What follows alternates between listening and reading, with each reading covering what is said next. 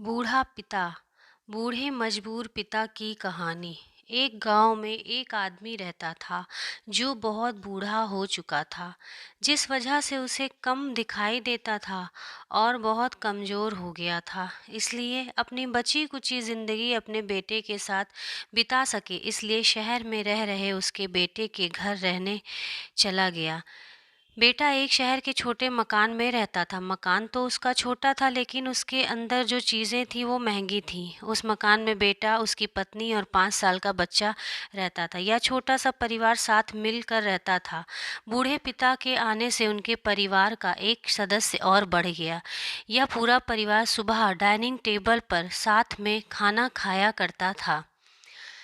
पिता अपनी कमजोरी के चलते हमेशा खाने की चीजें नीचे गिराता रहता था और कई बार कांच के बर्तन भी टूट जाया करते थे। कुछ दिनों तक तो बहू और बेटे ने यह सब सहन किया, लेकिन बाद में वे दोनों बूढ़े की ऐसी हरकतों से चिढ़ने लगे। दिन एक दिन बेटे ने कहा, ऐसा कब तक चलेगा, हमें कुछ न कुछ करना पड़ेगा। उसकी पत्नी भी इस बात से सहमत हुई। अगले दिन बेटा कहीं से एक पुराना मेज ले आया और घर के एक कोने में उसे लगा दिया और अपने पिताजी से कहा कि आप यहीं बैठकर खाना खा लिया कीजिएगा। उन्होंने एक लकड़ी का बर्तन भी बनवाया जिसमें वे अपने बूढ़े बाप को खाना देने लगे। अपने कांच के कीमती बर्तन बचाने के लिए अपने बूढ़े बाप को लकड़ी के बर्तन में खाना देने में उन्हें जरा सा भी शर्म नहीं आई। बाप एक कोने में बैठकर और बाकी परिवार डाइनिंग टेबल पर बैठकर खाना खाता था। बूढ़े बाप की आंखों में उन्हें आंसू भी नजर आते, मगर उन पर जैसे कोई असर नहीं होता। बूढ़े का पोता भी यह नज़ारा हमेशा देखता, वह अपने में ही खोया रहता। एक दिन जब पति पत्नी डाइनिंग टेबल पर बैठकर खाना खाते, तब उनका बच्चा जमीन पर बैठकर कुछ कर रहा था। उन दोनों में हाथ में लकड़ी टुकड़ा देखा, लेकिन उन्हें कुछ समझ नहीं आया बच्चा क्या कर रहा है।